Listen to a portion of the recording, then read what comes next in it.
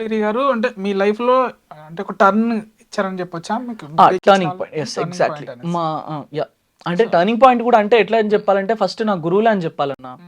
మా గురువులు అంటే ఈ మధ్యలో చెప్పడం మర్చిపోయానేమో కానీ ఈ మధ్యలోనే నేను డాన్స్ మా మాస్టర్ దగ్గర నేర్చుకున్నాను. దాని తర్వాత మా మాస్టర్ సంగీత్స్ మనకి సీజన్ ఉన్నప్పుడే ఉంటాయిరా, మళ్ళీ సీజన్ లేకపోతే ఉండవు, నువ్వు ఒక ప్రాపర్ వర్క్ కావాలని నన్ను ఒక మేడం దగ్గర పంపించారు.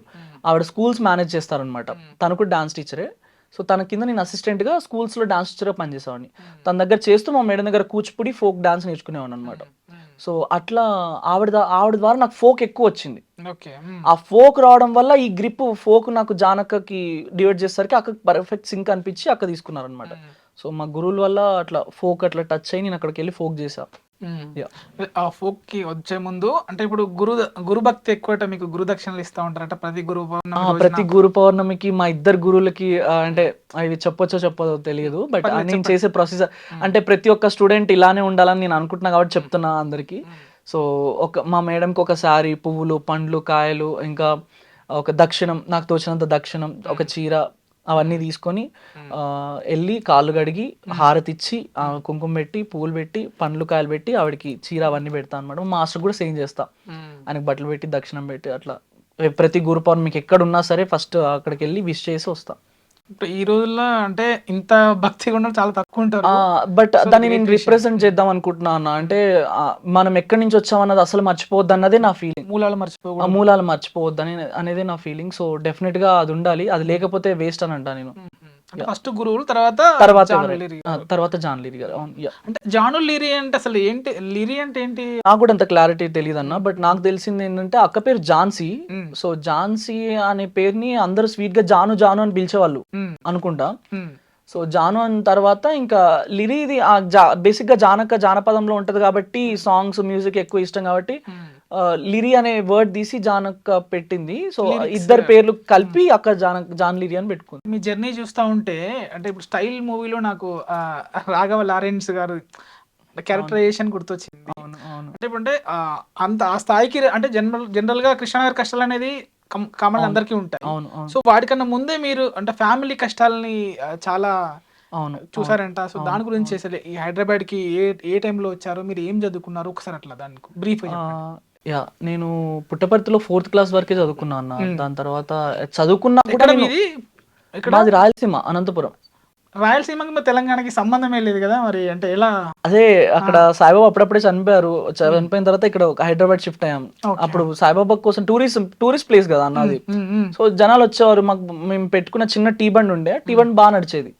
ఆయన చనిపోయిన తర్వాత టూరిస్ట్ ఆగిపోయింది, ఇంకా బిజినెస్ ఏం లేకుండే. సో అక్కడ నుంచి ఇక హైదరాబాద్కి వచ్చాం. సో అట్లా స్టార్ట్ అయింది. అక్కడ నేను పుట్టపర్తిలో చదువుకున్నా కూడా ఎవ్రీ సాటర్డే సంత అయ్యేది. సంత అంటే మీకు తెలుసో తెలియదు, మార్కెట్ అన్నమాట. మార్కెట్లో ఎవ్రీ సాటర్డే నేను స్కూల్కి వెళ్ళకుండా ఆ సాటర్డే రోజు కూడా ఫ్లాస్క్లో టీ పట్టుకొని నేను టీ మొత్తం అమ్ముకొచ్చేవాడిని, మార్కెట్ మొత్తం తిరిగి అమ్ముకొచ్చేవాడిని. అలా చేసేవాడిని. మా అక్క పుట్టపర్తిలో స్కూల్ మానేసి స్కూల్కి బట్టలు కొనుక్కోవడానికి కూడా డబ్బులు లేని పరిస్థితుల్లో ఉన్నప్పుడు మా అక్క స్కూల్ మానేసి నేను ఒక్కడనే చదువుకోవాలని చెప్పి మా అక్క సూపర్ మార్కెట్లో పనిచేసేది. మా అమ్మ టీ షాప్ నడిపించేది, హోటల్లో పనికి వెళ్ళేది. సో అట్లా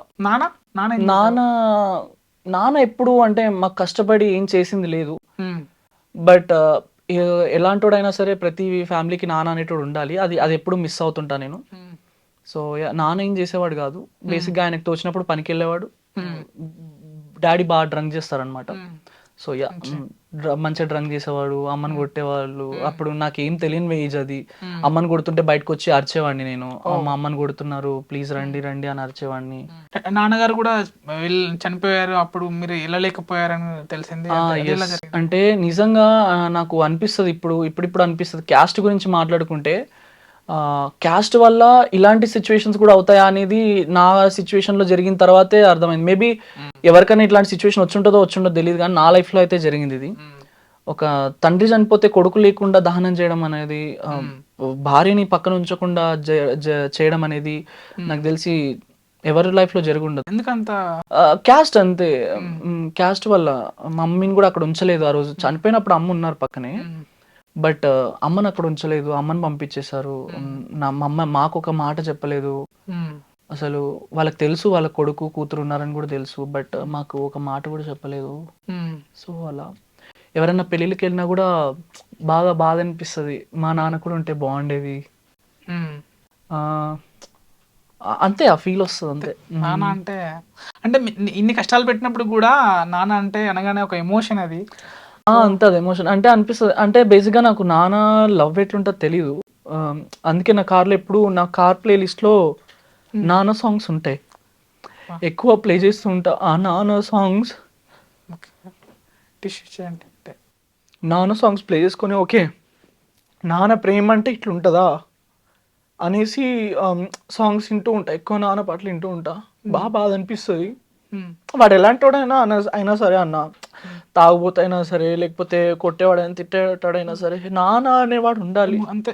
అట్లీస్ట్ తాగని మూమెంట్ కన్నా మంచి చెడు చెప్పేవాళ్ళు ఉండాలి అని అనిపిస్తుంది. సో అది నాకు లేదు, బాధ అనిపిస్తుంది బాగా. జనరల్ గా ఇప్పుడు క్యాస్ట్ ఫీలింగ్ నాన్న వల్ల అనేసి ఇప్పుడు మీకు అంటే ఎంతో కొంత ప్రేమ ఉన్నప్పటికి కూడా అయ్యో ఇలా ఉంటే బాగుండేది, నాన్న మంచిగా ఉంటే అమ్మని బాగా చూసుకుంటే బాగుండేది అంటే మీ నాన్నది కూడా లవ్ మ్యారేజ్ అని తెలిసింది. సో అదే లవ్ మ్యారేజ్ మీ ఫ్యామిలీ కూడా మీ అక్కకు కూడా లవ్ మ్యారేజ్ అయిందంట. సో అటువంటిప్పుడు మీరు కూడా దాన్ని అపోజ్ చేశారు అనేసి అసలు దాన్ని కూడా దాన్ని ఎలా మీరు తీసుకుంటారు ఇప్పుడు? యా అంటే ఇప్పుడు ఏదో మా అమ్మకైందని చెప్పేసి అందరూ అలా ఉండరు. సో అలానే యాక్సెప్ట్ చేసాము. సో యా అక్క లైఫ్ కూడా కొంచెం yeah she's very good now, but తను కూడా ఇప్పటికీ స్టిల్ షీ స్ట్రగ్లింగ్ వచ్చేస్తుంది అనమాట. So I'm there, always there. నేనున్నా ఇప్పుడైతే తనకి నేనున్నా. సో నేను చూసుకుంటున్నా, మా బావ కూడా బాగా చూసుకుంటాడు మా అక్కని. సో అంతే. ఏం చదువుకున్నారు మీరు? నేను 4th క్లాస్ చదువుకున్నా అన్న. 4th క్లాస్ చదివేసి అక్కడికే ఆపేసా, ఇంకా దాని తర్వాత చదువుకోలేదు. ఇంకా దాని తర్వాత చెప్పాను కదా నా జర్నీ మొత్తం అటు ఇటు వర్క్ చేయడం అటు ఇటే అయిపోయింది. ఇంకా నాన్న లేరు, అమ్మకి నేనే. ఇంకా ఇప్పుడు నీకు జనరల్ గా ఇప్పుడు ఇంకా అప్పట్లో బాగా ఒకసారి డబ్బు చూసిన తర్వాత బేసిక్ గా ఎవరికి దాని మీద వెళ్ళదేమో, చదువు మీద అంత ధ్యాస వెళ్ళదేమో. మేబీ నాది కూడా అలానే అయింది. 4th క్లాస్ చదివి ఇప్పుడు అంటే వొకాబులరీ కూడా ఇంగ్లీష్ లో కూడా మాట్లాడడం అనేది ఇదంతా ఎలా సాధ్యమవుతుంది? ఏమో అన్న, నాకు చిన్నప్పటి నుంచి మేబీ అది గ్రాప్ చేసుకోవడం మేబీ అలవాటు నాకు. సో ఇప్పుడు మీరు ఏదన్నా ఇప్పుడు మీరు ఆంధ్ర నుంచి వచ్చి మాట్లాడనుకోని మీ ఆంధ్ర స్లాంగ్ లో వచ్చేస్తా నేను డైరెక్ట్ గా. ఇది 2 మాటలు మాట్లాడండి రాయలసీమ. జనరల్ గా మీరు ఇప్పుడు ఏదన్నా ఇంకేంటి కార్తిక్ ఏం చేస్తున్నావు మరి అని అంటే నేను కూడా అట్లా మాట్లాడేస్తా. అవునా అండి, అయ్యో లేదండి బాబు, నేను అప్పుడే చెప్పాను కదా మీకు అక్కడ రమ్మని, మీరు ఎందుకు రాలేదు, మీ గురించి అక్కడ వెయిట్ చేశాను బాబు, బెంగెట్టేసుకున్నాను మీ మీద, ఇలా మాట్లాడేస్తాను. రాయలసీమ స్లాంగ్, రాయలసీమ నా స్లాంగ్. అక్కడే పుట్టారు కదా మీరు. అదేం లేదు నా, ఏముంది ఉన్నప్పుడు పని చేసుకోవాలా, లేదంటే తినాలా పడుకోవాలా, ఏముంటది చెప్పునా, అంతే. ఇంకా అట్లా. వీటితో పాటు అంటే స్లాంగే కాకుండా మీకు లాంగ్వేజ్ కూడా బెంగాలీ వచ్చు. ఒక ఫ్యామిలీలో నేను హాస్పిటల్లో పనిచేస్తున్నప్పుడు ఒక పేషెంట్ కి ఇంటి దగ్గర బెడ్ పేషెంట్ ఉన్నారంటే వర్క్ కోసం వెళ్ళేవాడిని. అట్లా 1 year వర్క్ చేసా. వాళ్ళ దగ్గర ఉన్నప్పుడు నాకు వాళ్ళు బెంగాలీ ఫ్యామిలీ అనమాట బేసిక్ గా. సో వాళ్ళ దగ్గర ఉన్నప్పుడు అట్లా బెంగాలీ నేర్చుకున్నా. అంటే వాళ్ళు ఎలా పరిచయం అయ్యారు? అది హాస్పిటల్లో అడ్మిట్ అయ్యారు వాళ్ళు యాక్చువల్లీ. సో వాళ్ళ డాడీకి బాగాలేదని అడ్మిట్ అయ్యారు. అడ్మిట్ అయినప్పుడు ఆ పేషెంట్ ని నేను డైపర్ చేంజ్ చేస్తున్నా అనమాట. డైపర్ చేంజ్ చేస్తున్నప్పుడు వాళ్ళు చూసి బాగా వర్క్ చేస్తున్నావు, మాకు ఇట్లా వర్కర్ కావాలి వస్తావా అంటే, నాకు ఇక్కడికన్నా శాలరీ నాకు ఇక్కడ 8,000 ఇస్తారు, మీరు 10 ఇస్తా అంటే మీ దగ్గరకు వచ్చేస్తా అని చెప్పాను అనమాట.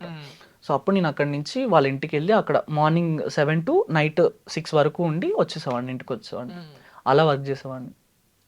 ఇంకా వాళ్ళైతే నన్ను సొంత ఫ్యామిలీ మెంబర్ లాగా చూసుకునేవాళ్ళు. అలా ఎప్పుడు నన్ను వాళ్ళు ఎటు బయటకు వెళ్ళినా నన్ను బయటకు తీసుకెళ్లేవాళ్ళు. వాళ్ళు ఏం తింటే వాళ్ళు నాకు అదే పెట్టేవాళ్ళు. అలా బాగా చూసుకునేవాళ్ళు.